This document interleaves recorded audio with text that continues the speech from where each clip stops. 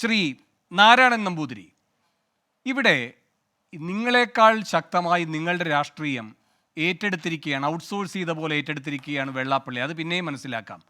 പക്ഷെ അതിനേക്കാൾ ശക്തമായി ഇപ്പോൾ പിണറായി വിജയൻ നിങ്ങളുടെ രാഷ്ട്രീയം സംസാരിക്കുന്നു എന്നാണോ കരുതേണ്ടത് ഇന്നലത്തെ ഈ കോഴിക്കോട് സമ്മേളനത്തിലെ അദ്ദേഹത്തിൻ്റെ വിമർശനത്തിൻ്റെ സ്വഭാവം കാണുമ്പോൾ?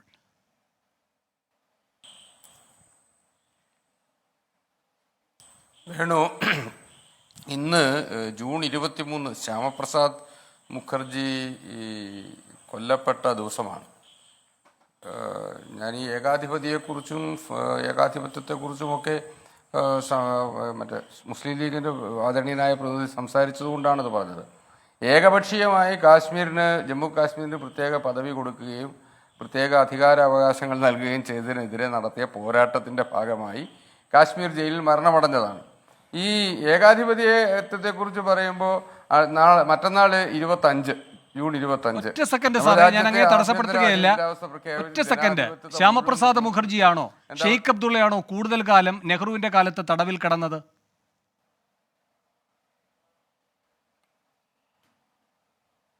ശ്യാമപ്രസാദ് മുഖർജി തടവിൽ കിടന്ന 1 മാസത്തിനുള്ളിൽ കൊന്നില്ലേ?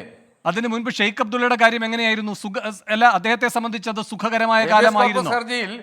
ഷെയ്ഖ് അബ്ദുള്ളയുടെ കാലം നെഹ്റു പീരീഡിൽ സുഖകരമായ കാലമായിരുന്നോ? മരണപ്പെട്ട് കിടക്കുന്ന മുഖർജിയല്ലേ കണ്ടത്? അല്ല, ഞാൻ അതിനെ നിരാകരിച്ചില്ലല്ലോ. ഞാൻ ചോദിക്കുന്നത് അങ്ങ് ഫൈസൽ ബാബുവിനെ പ്രതിരോധത്തിലാക്കുന്ന ഒരു കണ്ടെത്തൽ പോലെ ഒരു രക്തസാക്ഷിത്വത്തെ അവതരിപ്പിക്കുമ്പോൾ, ഒരു തടവ് ജീവിതത്തെ അവതരിപ്പിക്കുമ്പോൾ ഞാൻ അങ്ങയോട് ചോദിക്കുകയാണ്, ഷെയ്ഖ് അബ്ദുള്ള ഈ രാഷ്ട്രീയ മുദ്രാവാക്യവുമായി പൊതുപ്രവർത്തനത്തിൽ അചഞ്ചലമായി ഇടപെടുമ്പോൾ നെഹ്റുവിന്റെ കാലത്ത് അതുമായി ബന്ധപ്പെട്ട് തടവിലാണോ കൂടുതൽ കാലം കിടന്നത്? പൊതുപ്രവർത്തന ബന്ധപ്പെട്ട് സ്വതന്ത്രമായി പുറത്തായിരുന്നോ?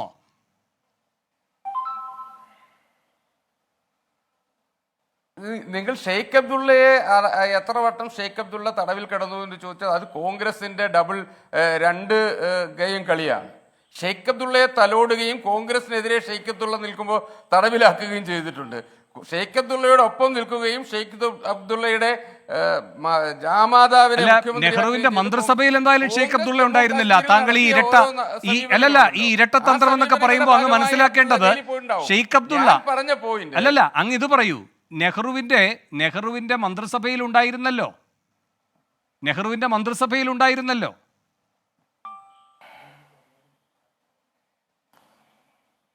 ആരെ?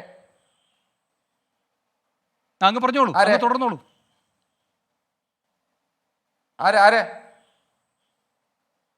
നെഹ്റുവിന്റെ മന്ത്രിസഭയിൽ ഷെയ്ഖ് അബ്ദുള്ള ഇല്ലായിരുന്നു. വേണു, ഇല്ലാന്ന് എനിക്കറിയാം. അല്ലല്ല, ഞാൻ അങ്ങനെ പറഞ്ഞിട്ടില്ല. അങ്ങ് ഞാൻ പറഞ്ഞത് ശ്രദ്ധയോടെ കേൾക്കുക. ഷെയ്ഖ് അബ്ദുള്ള ഉണ്ടെന്ന് ഞാൻ പറഞ്ഞിട്ടില്ല. അല്ലല്ല, അങ്ങനെയല്ല, അങ്ങ് ആ ഭാഗം കേട്ടില്ല. സംഘപരിവാർ പശ്ചാത്തലമുള്ള ആരാണ് നെഹ്റുവിന്റെ മന്ത്രിസഭയിൽ ഉണ്ടായിരുന്നത്?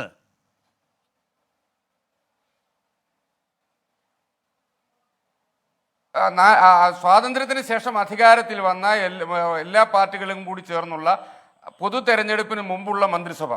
ആ പൊതു തെരഞ്ഞെടുപ്പിന് മുമ്പുള്ള മന്ത്രിസഭയിൽ ഹിന്ദു മഹാസഭയുടെ പ്രസിഡന്റ് എന്നുള്ളതിൽ ശ്യാമപ്രസാദ് മുഖർജി മന്ത്രിസഭയിലുണ്ടായിരുന്നു. നെഹ്റുവിന്റെ കാശ്മീർ നയത്തിൽ പ്രതിഷേധിച്ചാണ് രാജിവെച്ചു പോകുന്നത്. അതിനെ തുടർന്നാണ് അദ്ദേഹം ജനസംഘം ഉണ്ടാക്കുന്നത്.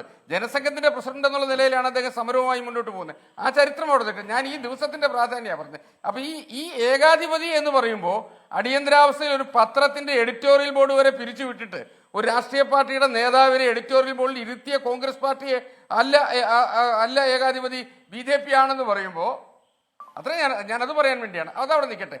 പിന്നെ വേണു, ഇന്നത്തെ ചർച്ച മുസ്ലിം ലീഗിനെ കുറിച്ചുള്ള പിണറായിയുടെ പ്രയോഗമാണ്.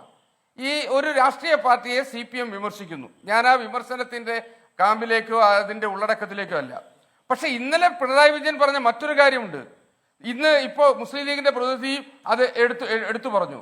കേരളത്തിൽ BJPയുടെ വളർച്ച, തൃശ്ശൂരിൽ ജയിച്ചത്, ഒരു രാഷ്ട്രീയ പാർട്ടി ജനാധിപത്യപരമായി അംഗീകാരമുള്ള രജിസ്ട്രേഷനുള്ള രാജ്യം ഭരിക്കുന്ന പാർട്ടിയുടെ ഒരു പ്രതിനിധി കേരളത്തിൽ നിന്ന് തെരഞ്ഞെടുക്കപ്പെടുകയും ഇട്ടപ്പോൾ BJPക്ക് വോട്ട് ചെയ്തവർ ഒരു സെക്കൻഡ് ഞാൻ അങ്ങ് പറഞ്ഞ ഒരു സെക്കൻഡ്. നമുക്ക് ശ്യാമപ്രസാദ് മുഖർജിയുടെ തുടക്കത്തിൽ അത് പറഞ്ഞു വന്നുകൊണ്ട് ഞാൻ ഒറ്റ കാര്യം പറഞ്ഞോട്ടെ. ഞാൻ പറഞ്ഞ ഷെയ്ഖ് അബ്ദുള്ള ഉണ്ടെന്നല്ല, അങ്ങ് പറയുകയുണ്ടായി കോൺഗ്രസിന്റെ ഇരട്ട രീതിയായിരുന്നു. ചിലപ്പോൾ ഷെയ്ഖ് അബ്ദുള്ളയെ തലോടുക, ചിലപ്പോൾ ഷെയ്ഖ് അബ്ദുള്ളയെ തല്ലുക, എന്ന് വെച്ചാൽ തടവിലിടുക. അപ്പോൾ ഞാൻ ചോദിക്കായിരുന്നു, ശ്യാമപ്രസാദ് മുഖർജി സ്വതന്ത്ര ഇന്ത്യയിലെ നെഹ്റുവിൻ്റെ ക്യാബിനറ്റിലെ മന്ത്രിയായിരുന്നില്ലേ, വാണിജ്യ വകുപ്പ് അടക്കം കൈകാര്യം ചെയ്തിരുന്നത്? അപ്പോൾ അവിടെ ഈ പറയുന്ന ഇരട്ട സമീപനം ഒന്നും നിങ്ങൾക്ക് ബാധകമല്ലേ? ഷെയ്ഖ് അബ്ദുള്ളയുമായി ബന്ധപ്പെട്ട് മാത്രമേ കോൺഗ്രസിന്റെയും നെഹ്റുവിന്റെ ഒക്കെ ഇരട്ടത്താപ്പ് നിങ്ങൾക്ക് ബോധ്യമാവുകയുള്ളൂ. ഇത് മാത്രമായിരുന്നു എന്റെ ചോദ്യം. അങ്ങേക്ക് തുടരാം. നെഹ്റുവിന്റെ വേണു, ഞാൻ അതിന് കൃത്യം മറുപടി പറഞ്ഞു. അതിപ്പോ നെഹ്റുവിന്റെ കശ്മീർ നയത്തിലുള്ള വിരോധം കൊണ്ടാണ് അവിടെ നിന്ന് ഇറങ്ങിയത് എന്ന് അതുവരെ കൂടെ ഇരുന്നതോ? അതുവരെ കൂടെ ഇരുന്നതിന്റെ കാര്യമാണ്. ലിയാഖത്ത് അലി ഖാനുമായുള്ള കരാറിൽ ഒപ്പിട്ടതിൽ പ്രതിഷേധിച്ച് ശരി, ഹിന്ദു മഹാസഭയുടെ പ്രതിനിധിയായി മന്ത്രിസഭയിൽ ഉണ്ടായിരുന്ന ശ്യാമപ്രസാദ് മുഖർജി മന്ത്രിസ്ഥാനം രാജിവെക്കുന്നു, ജനസംഘം രൂപീകരിക്കുന്നു. ശരി ശരി, അങ്ങ് തുടർന്നോളൂ. ഞാനത് പറഞ്ഞു കഴിഞ്ഞു. അന്ന് വിവിധ കോൺഗ്രസിന്റെ മാത്രമല്ല ആളുകൾ. അംബേദ്കർ മന്ത്രിയായത് കോൺഗ്രസിന്റെ ആളായിട്ടല്ല, കോൺഗ്രസിന്റെ നേതാവായിട്ടല്ല BR അംബേദ്കർ നിയമവകുപ്പ് മന്ത്രിയാകുന്നത്. അങ്ങ് തുടർന്നോളൂ, നമുക്കിനി ആ കാലത്ത് ചുറ്റിത്തിരിയേണ്ട. ആദ്യത്തെ മന്ത്രിസഭ 51-ലെ അല്ല അതിൽ ചുറ്റിത്തിരിയേണ്ട. ഓരോന്നിനും ഓരോ രാഷ്ട്രീയ ന്യായീകരണം ഉണ്ടെങ്കിൽ അത് നിങ്ങളുടെ മാത്രം ആനുകൂല്യമല്ല. അല്ലെന്നേ, നിങ്ങളുടെ മാത്രം മാർജിനിൽ അത് പെടുത്തണ്ടെന്ന് ഞാൻ പറഞ്ഞത്. അല്ലല്ല, ഫൈസൽ ബാബുവിനെ പ്രതിരോധത്തിലാക്കാൻ പറഞ്ഞല്ലോ.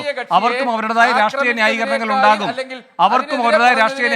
ഉണ്ടാകും. എത്രയോ ജനാധിപത്യ വിരുദ്ധമാണ് BJPയുടെ വിജയത്തിന് അല്ല വേണു, ഞാനത് പറഞ്ഞു തരാം. വേണു കേൾക്കുന്നില്ല എന്നാണ് എനിക്ക് തോന്നുന്നത്. മുസ്ലിം ലീഗ് എന്ന് പറയുന്ന രാഷ്ട്രീയ കക്ഷിയെ CPMന്റെ നേതാവ് വിമർശിക്കുന്നതിനേക്കാൾ എത്രയോ ജനാധിപത്യ വിരുദ്ധമാണ്, എത്രയോ ഫാസിസ്റ്റ് നയമാണ് തെരഞ്ഞെടുപ്പിൽ വിജയിച്ച ഒരു രാഷ്ട്രീയ പാർട്ടിക്ക് വോട്ട് ചെയ്തവരെ ഭീഷണിപ്പെടുത്തുന്നത്. BJPക്ക് വോട്ട് ചെയ്തവർ പുനർവിചിന്തനം നടത്തണം. BJPക്ക് വോട്ട് ചെയ്ത നടപടി ശരിയായില്ല. രണ്ടു മുന്നണിയും പറഞ്ഞല്ലോ BJP കേരളമാണ്, ഇത് വേറെയാണ്, ഇവിടെ BJP ജയിക്കാൻ പോകുന്നില്ല എന്ന് പറഞ്ഞിട്ട് BJP ജയിക്കുകയും 11 മണ്ഡലങ്ങളിൽ 1-ാം സ്ഥാനത്തും 8 മണ്ഡലങ്ങളിൽ 2-ാം സ്ഥാനത്തും വന്നപ്പോൾ BJPക്ക് അനുകൂലമായി ചിന്തിച്ച ആളുകൾ പുനർവിചിന്തനം നടത്തണമെന്ന് പറയുന്ന ജനാധിപത്യ മര്യാദ എന്താ?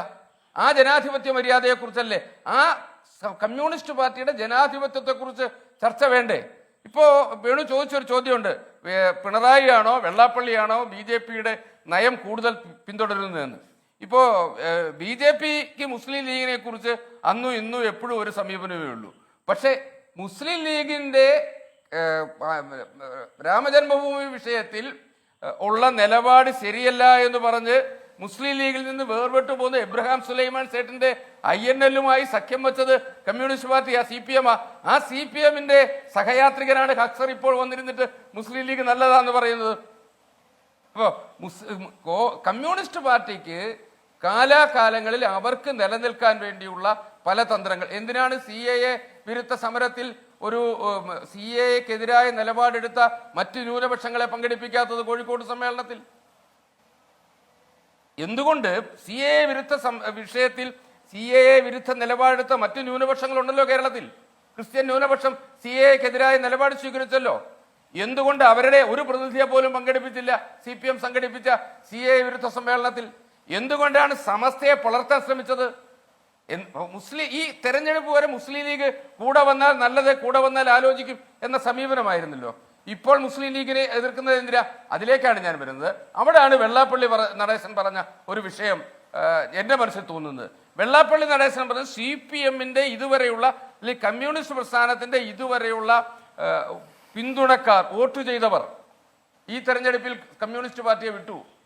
ഈഴവാദി പിന്നോക്ക വിഭാഗക്കാർ കമ്മ്യൂണിസ്റ്റ് പാർട്ടിയിൽ നിന്ന് അകന്നുപോയിരിക്കുന്നു. കാരണം അതിശക്തമായ അവരുടെ പ്രീണന നയം മൂലം. വെള്ളാപ്പള്ളി പറഞ്ഞത് 9 രാജ്യസഭാ MPമാരിൽ 5 പേരും ഒരേ വിഭാഗത്തിൽ നിന്ന്, 7 പേർ ന്യൂനപക്ഷത്തിൽ നിന്ന്. അപ്പൊ ഈ തരത്തിൽ രണ്ട് മുന്നണികളും നടത്തുന്ന പ്രത്യക്ഷമായ പ്രീണന സമീപനത്തിനെ കൊണ്ട് ഈഴവാദി പിന്നോക്ക വിഭാഗക്കാർ ആ മുന്നണിയെ വിട്ടുപോയിരിക്കുന്നു. അവർ BJPയെ സഹായിച്ചു. ശരി, ശ്രീ നാരായണപുരി, അങ്ങ് സമസ്തയെ പുലർത്താനൊക്കെ CPM ശ്രമിച്ചു എന്ന് പറഞ്ഞ എന്ന് പറഞ്ഞതുകൊണ്ട് ചോദിക്കുകയാണ്. ഒരു സെക്കൻഡ് അങ്ങനെ പറഞ്ഞതുകൊണ്ട് ചോദിക്കുകയാണ്. സമസ്തയും ഒരു മുഖപ്രസംഗം കഴിഞ്ഞ ദിവസം എഴുതിയിരുന്നു. അപ്പോൾ വെള്ളാപ്പള്ളി പറഞ്ഞതിനുള്ള മറുപടിയാണ് സമസ്ത നൽകിയത്. അത് നിങ്ങളെ പറ്റിയുള്ളതാണ്. ഇവിടെ അങ്ങ് ഈ പറഞ്ഞു 9 രാജ്യസഭാ MP-മാർ, അതിൽ 5 പേര് മുസ്ലിങ്ങളെന്ന് വെള്ളാപ്പള്ളി പറയുന്നു, 2 പേർ ക്രിസ്ത്യാനികളെന്ന് പറയുന്നു, 2 പേർക്കേ ഹിന്ദുക്കളുടെ പ്രാതിനിധ്യം കിട്ടുന്നുള്ളൂ എന്ന ഈ കണക്ക്. അപ്പോൾ ഇതെല്ലാം അപഹരിച്ചുകൊണ്ട് മുസ്ലിങ്ങൾ കൊണ്ടുപോകുന്നു, ഇതാണല്ലോ. അപ്പോൾ സമസ്ത പറയുകയാണ് തിരിച്ച് 15% രാജ്യത്തെ മുസ്ലിങ്ങൾ. ഒരു കേന്ദ്രത്തിലും കൂടെ സർക്കാർ അധികാരത്തിൽ വന്നിട്ടുണ്ടല്ലോ, അവിടെ ഒരു മുസ്ലിം മന്ത്രി പോലും ഇല്ലാതെ ആദ്യമായി സ്വതന്ത്ര ഇന്ത്യയുടെ ചരിത്രത്തിൽ ഒരു മന്ത്രിസഭാ രൂപീകരണം ഉണ്ടായിരിക്കുന്നു. മാത്രമല്ല ജയിക്കാത്ത ഒരു ക്രിസ്ത്യാനിയെ അവിടെ മന്ത്രിയാക്കുകയും ചെയ്തു. അപ്പോൾ ഇതിലെ താല്പര്യവും ഇതിലെ പ്രീണനവും, അതിനുള്ള മറുപടി എന്താ? ജയിക്കാത്തതെന്നല്ല ഞാൻ പറഞ്ഞത്, ക്ഷമിക്കണം, മത്സരിക്കുക പോലും ചെയ്യാത്തയാളെ അവിടെ മന്ത്രിയാക്കിയിട്ടുണ്ട്. ഞാൻ സമസ്തയുടെ ഇനി അങ്ങ് പറയൂ. അല്ലെന്നേ, അല്ല അത് പ്രധാനമന്ത്രിയുടെ പ്രൊറോഗേറ്റീവാണ്. ഓ, അങ്ങനെയാണ്. സമസ്തയ്ക്ക് പ്രധാനമന്ത്രിയുടെ പ്രൊറോഗേറ്റീവാണ് മുസ്ലിങ്ങളെ മത്സരിപ്പിക്കേണ്ട എന്നത്. മുസ്ലിങ്ങളെ സ്ഥാനാർത്ഥിയാക്കല്ലേ മത്സരിച്ച് ജയിക്കാൻ പറ്റും? അതില്ല, അല്ല അതില്ല, വിജയിച്ചില്ല, അതില്ല. അല്ല, ഇനിയിപ്പോ രാജ്യസഭ വഴിയൊക്കെ കൊണ്ടുവരാമായിരുന്നു. ഇനി വേണ്ടെന്നേ, ഈ ജോർജ് കുര്യൻ മോഡലിൽ ചെയ്യാമല്ലോ. അല്ലല്ല, പറയാൻ അങ്ങനെ അനുവദിക്കാതിരിക്കുകയല്ലോ ചെയ്യുന്നത്, മറുചോദ്യം ചോദിക്കുകയാണ് ചെയ്യുന്നത്. അല്ല, മറുചോദ്യം ചോദിച്ചോളൂ. മറുചോദ്യം ചോദിക്കുമ്പോഴാണ് പറയുന്നത്, മറുചോദ്യത്തിനാണ് മറുപടി പറയുന്നത്. BJP ഇപ്പോൾ ഒരു ന്യൂനപക്ഷ വിഭാഗത്തിൽപ്പെട്ടയാളെ മന്ത്രിയാക്കിയിട്ടുണ്ട്. അദ്ദേഹത്തെ രാജ്യസഭയിൽ കൊണ്ടുവന്ന് മന്ത്രി തലത്തിൽ തുടരും. ന്യൂനപക്ഷം എന്ന് പറയുന്നത് ഒരു കമ്മ്യൂണിറ്റി മാത്രമല്ലല്ലോ, ന്യൂനപക്ഷം എല്ലാവരെയും കൂടി പ്രതിനിധീകരിച്ചല്ലേ. അപ്പോൾ ആ ന്യൂനപക്ഷ വിഭാഗത്തിൽപ്പെട്ട ആളുകൾ മന്ത്രിമാരായിട്ടുണ്ട്, ന്യൂനപക്ഷ ക്ഷേമ വകുപ്പിന്റെ മന്ത്രിമാരായിട്ടുണ്ട്. അപ്പം ഇവിടാണ് ഒരു കുഴപ്പം, ഇന്ത്യയിലെ കുഴപ്പം. ന്യൂനപക്ഷം എന്ന് പറഞ്ഞാൽ ഒരു പ്രത്യേക കമ്മ്യൂണിറ്റിയാണ്, ബാക്കിയുള്ള ന്യൂനപക്ഷങ്ങളൊക്കെ ന്യൂനപക്ഷത്തിന്റെ ഭാഗമാണ്. ശരി, അപ്പൊ ന്യൂനപക്ഷത്തിൽ തന്നെ ഏതൊക്കെ തരത്തിലുള്ള അല്ലല്ല, ന്യൂനപക്ഷങ്ങളിൽ തന്നെ ഏതൊക്കെയാണ്, അല്ലല്ല, ഒരു സെക്കൻഡ്, ന്യൂനപക്ഷത്തിൽ തന്നെ ഏതൊക്കെ ആളുകളെ പറ്റി പറയുമ്പോൾ മാത്രമാണ് അത് ന്യൂനപക്ഷമാവുക, ഏതൊക്കെ ആളുകളെ പറ്റി പറയുമ്പോഴാണ് ന്യൂനപക്ഷം അല്ലാതാവുക? ഇങ്ങനെയൊക്കെയുള്ള പല വിചിത്ര ന്യായങ്ങളും നിങ്ങൾക്ക് നിരത്താം. പക്ഷേ നിങ്ങൾ അടിസ്ഥാനപരമായി എടുത്തിരിക്കുന്ന ഒരു സമീപനമുണ്ട്. ഈ പറയുന്ന അബ്ദുൾ സലാമിനെ ഒഴിച്ച് ഒരൊറ്റ മുസ്ലിമിനെ മത്സരിക്കാൻ തന്നെ വിട്ടിട്ടില്ല എന്ന് മാത്രമല്ല, മുസ്ലിങ്ങളിനി വോട്ട് ചെയ്യാൻ വന്നാലോ അതിനെപ്പറ്റി പറയുക വോട്ട് ജിഹാദ് എന്ന്.